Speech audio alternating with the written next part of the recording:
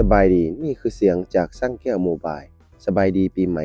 2026กันเด้อหรือว่า2026นั่นเองมื้อนี้เราจะมาเบิ่งการเปลี่ยนจอ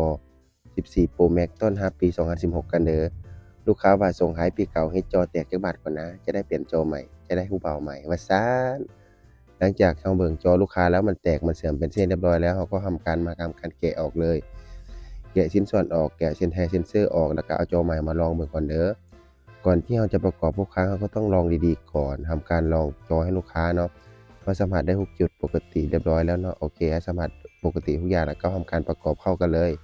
โดยทำการเอานำไฟเซนเซอร์จากจอเก่ามาใส่จอใหม่แล้วก็หันประกอบหันน็อตเข้าดีๆ6ชิ้นส่วนเลยเด้อหันเข้ากันแล้วก็มาประกอบเข้าแบบนี้เลย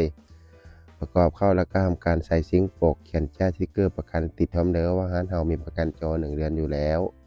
หลังจากที่ลูกค้าเปลี่ยนไปนอกจากเหตุตกแตกหรือว่าถึกน้ำนั่นเองหลังจากนั้นเราก็ทำการประกอบเรียบร้อยเนาะประกอบน็อตทีละตัวหันน็อตให้มันถึกตัวเลยน็อตยาวใส่หูน็อตยาวน็อตสั้นใส่หูน็อตสั้นเอาน็อตยาวไปใส่น็อตสั้นมันก็ทะลุเพราะมันเลิกโคตรติดสติ๊กเกอร์ประกันประกอบให้ลูกค้าเรียบร้อยทำการเทสตื่มมา1กดได้ปกติทุกอย่างแล้วเนาะหลังจากนั้นเราก็ทำการเทสเรียบร้อยปกติทุกอย่างแล้วเนาะเราก็ทำการลองตื่มมา1ให้ลูกค้าแล้วก็เอากันแตกมาติดแถมให้ลูกค้าถ้าชอบก็กดใจถ้ามักก็กดติดตามไว้เด้อเพราะว่าร้านแก้วโมบายของเราใส่ใจลูกค้าเสมอขอบใจเด้อที่มาใช้บริการร้านแก้วโมบายอยู่จอมมณีนั่นเองนครหลวงเวียงจันทน์